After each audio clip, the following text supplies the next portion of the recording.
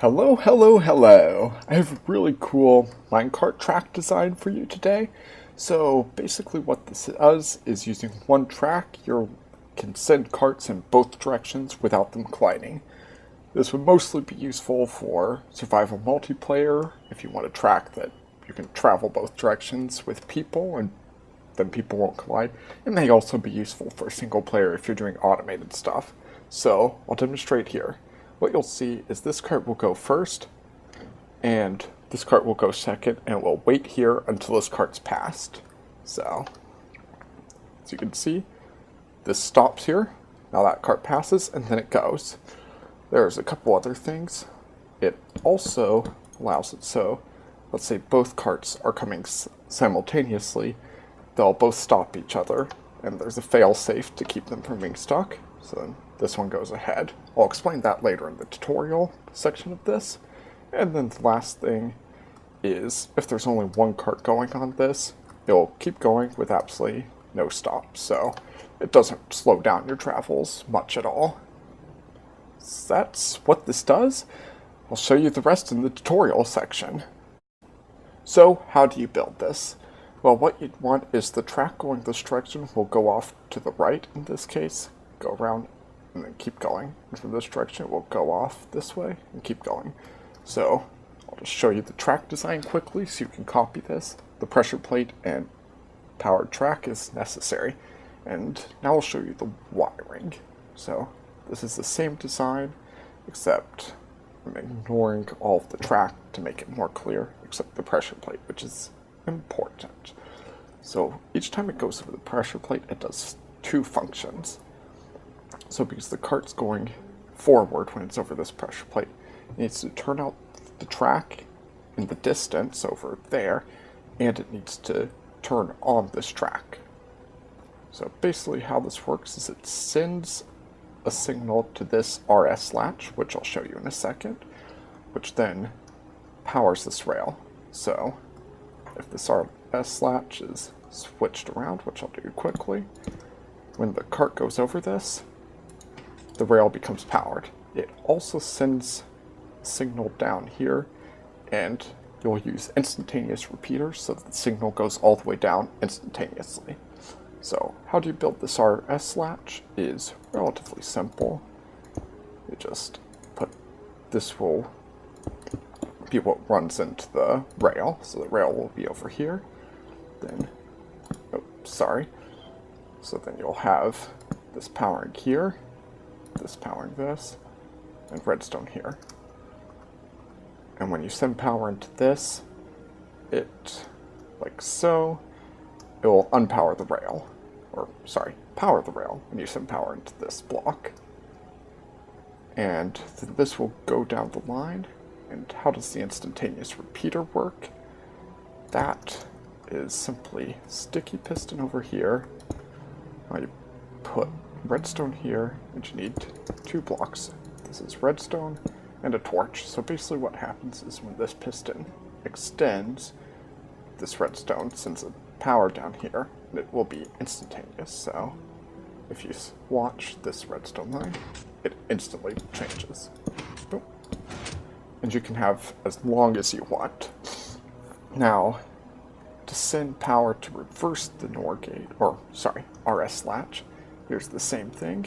You need to send power to this top.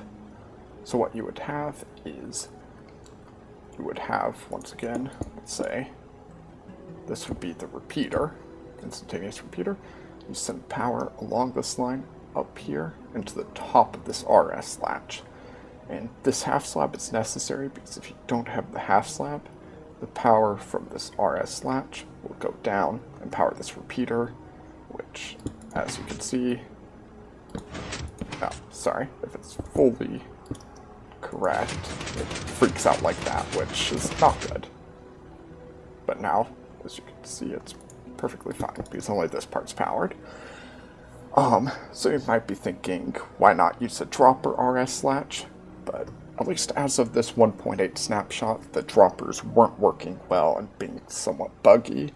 So that might work for you. It helps it become a little bit more compact. But at the moment, I had to use a redstone and redstone torch design. Now you can repeat these, you can have as many of these little loops as you want.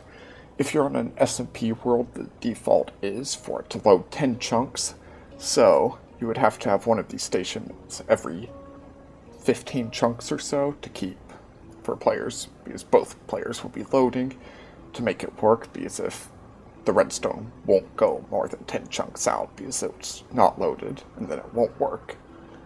Now I'll also show you how to make this function if the minecarts happen to pass over the opposite pressure plates at the same time.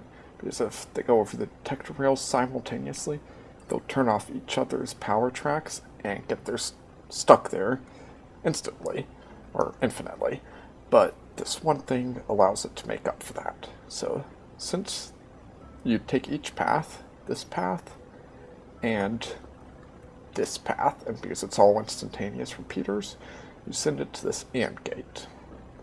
So I'm not going, it's kind of messy under here, but I'll just show you what I did. So go through, and I put 8 ticks into this AND gate from each path. And to build the AND gate, I did design like this. You can do whatever design you want. I just found this one to be the most compact. And this is the output of the AND gate. So this output feeds into a repeater that feeds into this NOR gate, or sorry, RS latch. Always get those confused. Which then turns this power on. So what that allows it to do is basically this track overrides this one. So this one will wait while this one will power. And I hope all of that made sense. Yeah, so once again, just press the button, you'll see they both stop. Then once the AND gate comes into effect, this one heads off.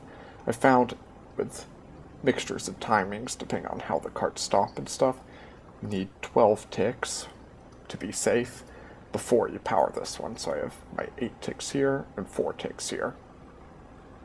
And that's all there is to this part. One other thing, if you can have up to 2 carts in one location. So once again, as you'll see, when this goes here, it turns off this power. And when that power is turned off, you can have up to 2 carts waiting there, and it will work fine. And then, as you can see, when you go over this, it will continue down the line. When you go over this, it powers these carts, and then those repower this. And now it's bumping and getting weird. And the only last thing I'll do is I'll quickly show you a really basic station design. Of course, you can use any sort of station you want, but this, I believe, is the easiest. So you have a hopper here feeding into a dropper, and you'll probably want multiple minecarts. Press this button, into the minecart, go forward. And then when it runs into the cactus, that's what happens. And the minecart returns to the dispenser. And you need to block above the cactus so it doesn't grow. And with this cactus, you'll never lose the minecart. I hope you enjoyed the video, and I hope this helped. Have a great day.